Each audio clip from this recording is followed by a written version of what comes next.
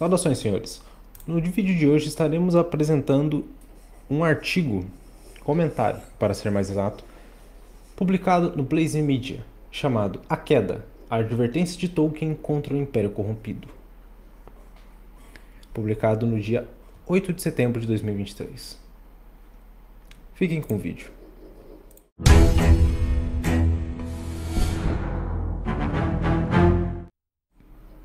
O movimento conservador moderno enfrenta uma crise de significado. Falamos da boca para fora sobre certas ideias, mas parece haver pouco consenso sobre quais são essas ideias, seja por as esquecermos completamente, ou porque nosso próprio movimento já não adere a elas para se orientar.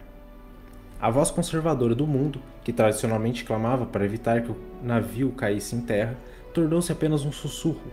Os acontecimentos conservadores parecem agora um interminável ato de circo de vigaristas que se reúnem para celebrar absolutamente nada, oferecendo discursos superficiais com referências vagas a uma preservação da suposta liberdade. A direita precisa de um renascimento da visão ideológica para inspirar os jovens a ver novamente a beleza da verdade universal dos nossos valores fundamentais. Entra em cena o professor de Oxford e criador de mitos modernos, John Ronald Reuel Tolkien. No ensaio sobre a história das fadas, Tolkien usa de uma analogia de uma janela borrada para descrever a visão de uma pessoa sobre a verdade universal. O homem, por natureza, pode ocasionalmente considerar a beleza da fé, da família e do dever garantidas. Sua visão da beleza pode ficar turva, sua janela manchada. Tolkien argumenta que as histórias de fantasia podem ser uma ferramenta poderosa para remover a mancha da janela e trazer de volta à vista a luz e a majestade da verdade. Tolkien usou suas histórias de ficção para transmitir verdades universais e religiosas sobre como deveríamos viver, e a direita deve tirar algumas notas acerca desses pontuamentos que Tolkien fez. Realmente existe uma lição de Tolkien para tudo, quer você esteja discutindo religião, tecnologia, industrialização, história, política ou até mesmo ambientalismo. Os temas que dançam nas páginas de seus escritos parecem intermináveis e você pode descobrir um novo ponto quase toda vez que lê. Uma história de Tolkien com a qual os conservadores podem aprender é A Queda de Númenor, ou Akallabeth, que é uma história da maior nação de homens que existe no universo fictício de Tolkien, cujo sucesso material, proeza tecnológica e poderio militar não foram superados por nenhuma outra nação, seja ela de elfos, anões ou até mesmo de outros homens. Númenor tinha tudo: riqueza, conforto, prazer, vida livre de doenças, longevidade e sabedoria. Muitas bênçãos foram concedidas aos Númenóreanos por seres angélicos que governaram o mundo em nome do Criador, pela contribuição do homem na derrota do malvado Morgoth, o ser angélico caído do mundo fictício de Tolkien, uma referência direta a Lúcifer. Os homens de Númenor adoravam seu Criador, a quem chamavam de Eru, e os compartilhavam um conjunto de crenças enraizadas na verdade objetiva e nos valores morais. Estes foram abençoados, e Númenor, por sua vez, abençoou outras nações, por um tempo. Eles compartilharam sua riqueza e conhecimento com os homens mais fracos do mundo, a fim de construí-los a partir de uma existência que se tornara breve e sombria. No entanto, os homens de Númenor ficaram insatisfeitos com suas muitas bênçãos, como os homens tendem a fazer. A única coisa que faltava em suas vidas encantadas era a imortalidade, que eles nunca estavam destinados a ter. A longa vida que lhes foi dada, normalmente centenas de anos, não era boa o suficiente para eles. As bênçãos materiais, além da imaginação, não significariam nada se eles pudessem desfrutá-las apenas temporariamente. E ao longo das gerações, os corações dos Númenóreanos tornaram-se mais tortuosos. Eles começaram a rejeitar Eru, não oferecendo mais adoração na montanha onde oravam. Os reis Númenóreanos erradicaram lentamente as tradições culturais de seu país, primeiro de forma privada e depois com ousadia. Eles passaram a odiar as leis e os valores morais que os governavam e ressentiam numa restrição de morte. A riqueza material e o poderio militar de Númenor nesta época, entretanto, continuaram a crescer. Então Sauron entrou em cena. Sauron era um Maia e servo do malvado Morgoth, que se afastou do deus Eru. Sauron aconselhou o ouvido aberto de um perverso e poderoso rei Númenoriano chamado Ar-Pharazôn. Ele convenceu Ar-Pharazôn a destruir as instituições e símbolos culturais sagrados, dizendo ao rei que Eru era uma mentira e que seus representantes procuravam apenas manter os homens contidos pela mortalidade e subservientes às forças do bem. Sauron convenceu o rei, por meio da subversão, a desconsiderar ainda mais as tradições, ordenando-lhes que cometessem atos malignos para prolongar sua vida. No final das contas, Eru destruiu Númenor por sua maldade, poupando apenas os poucos que mantiveram a fé. Esses poucos fiéis foram para a Terra-média e continuaram a história até Aragorn, seu descendente. E esse eu acredito que você já sabe quem é. A história de Númenor é um rico alerta de Tolkien sobre o que acontece quando a podridão e corrupção começam a envenenar uma nação e os corações de um povo. À medida que Númenor começou a cair no descontentamento, a moralidade do povo começou a se curvar. Surgiram facções para preservar ou destruir suas instituições culturais sagradas. Uma facção em particular, os Homens do Rei, procurou subverter os ideais que tornariam Númenor grande em primeiro lugar, em um esforço para buscar a imortalidade. Sauron convenceu os Homens do Rei e seu líder perverso, Ar-Pharazôn, a derrubar e queimar a árvore branca de Ninloth. Essa árvore era uma instituição cultural em Númenor que existia há mais de 1000 anos. Sauron o odiava, porque era um símbolo da bênção que os Númenóreanos receberam por sua fé e lealdade às forças do bem. Sauron redefiniu a árvore como um símbolo da opressão de Númenor. A voz dos homens fiéis de Númenor tornou-se tão baixa que eles foram incapazes de impedir que essa atrocidade ocorresse.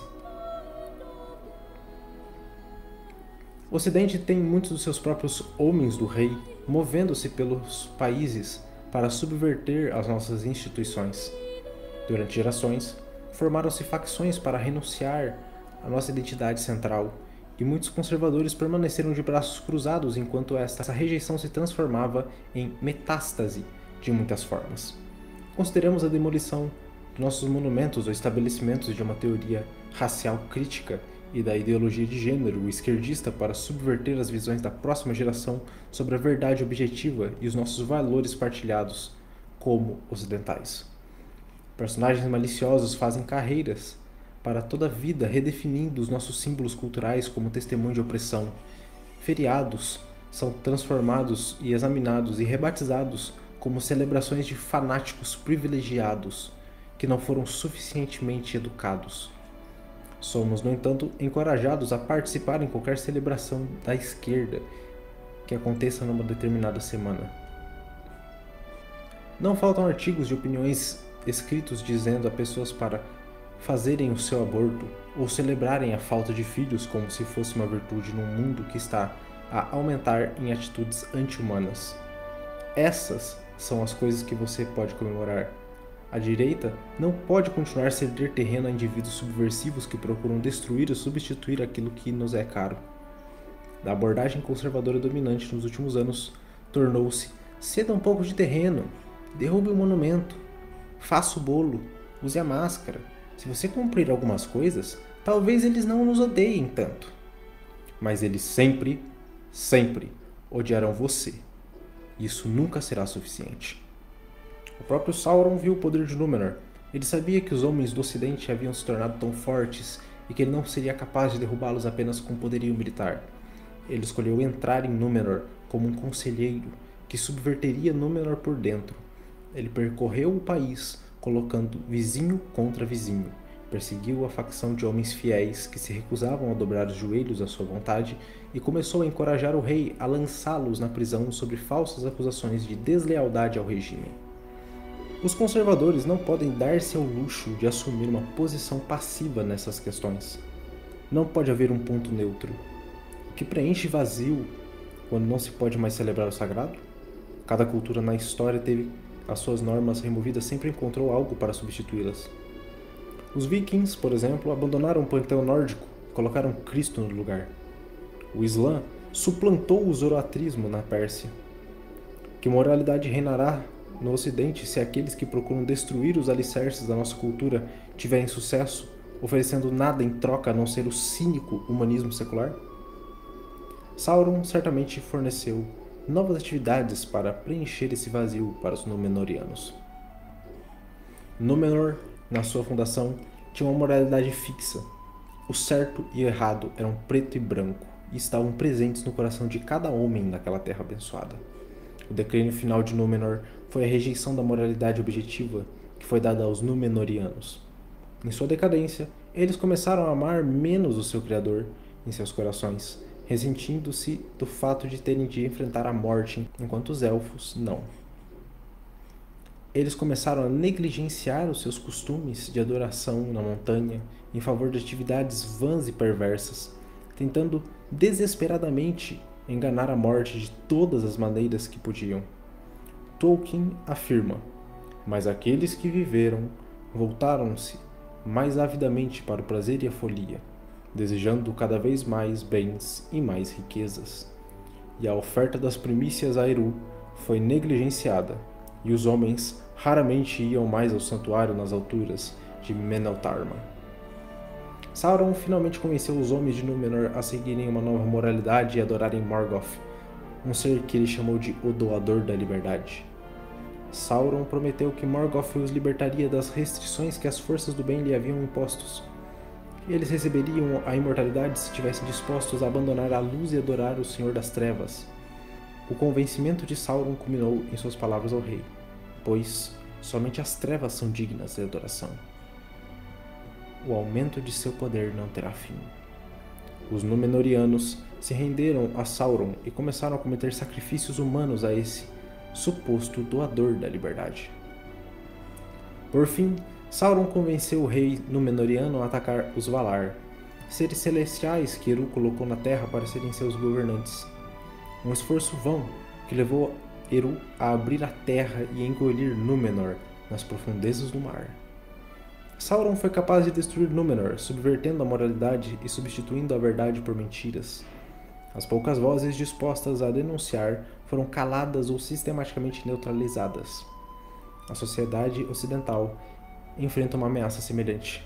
Ninguém participa em sacrifícios humanos, pelo menos é assim que nós esperamos, mas estamos a degradar-nos numa cultura de subjetivismo vão. Os homens são pressionados a serem educadamente moderados ou totalmente silenciosos na sua fé, e as verdades morais que tomávamos como fatos agora são apresentadas como meras construções sociais. A esquerda moderna exige que celebremos causas esquerdistas e rejeitemos as nossas, pois só as suas causas são louváveis. Nada na nossa cultura está a conduzir a uma epidemia de saúde mental sem precedentes, marcada pelo uso desenfreado de drogas e pelo aumento dos suicídios. A esquerda prega que quando nos libertamos do nosso Deus, nossas normas e nossas restrições tradicionais seremos finalmente e verdadeiramente livres. Mas, para onde quer que olhemos, as pessoas estão acorrentadas. As vozes conservadoras do establishment raramente ou nunca têm uma resposta verdadeira à nossa cultura apodrecida, além de banalidades vazias e slogans passivos.